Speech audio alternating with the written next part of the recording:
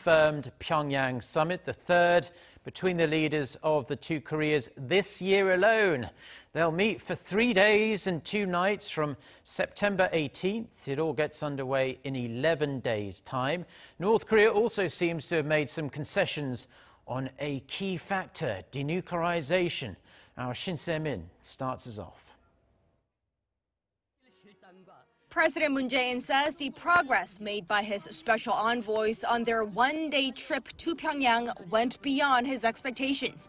They penciled in the next big event between South and North Korea, which will take place over 3 days and 2 nights from September 18th through the 20th in the north, an arrangement that looks a lot like the Pyongyang summits held back in 2000 and 2007. The South Korean envoy told reporters after his trip that the leaders at their summit will go over the agreement they struck at their first meeting back in April, a deal that also includes a clause about the North getting rid of its nuclear weapons.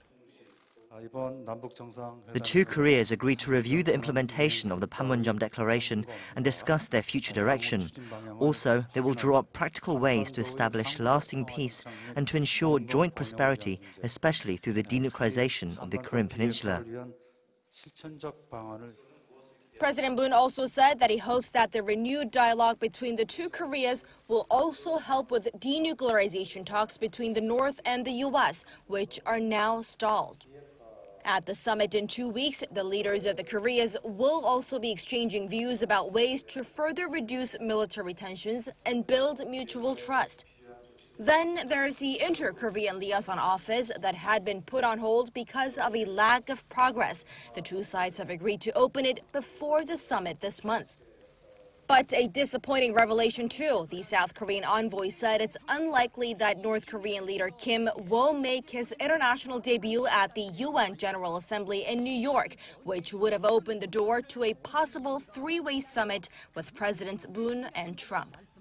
With the date set for that meeting and the inter-Korean relations seemingly back on track, now it's crunch time for the summit preparation team. We'll have to come up with a plan before the officials from the two sides go to their pre-summit meeting at the inter-Korean border village of Panmunjom next week.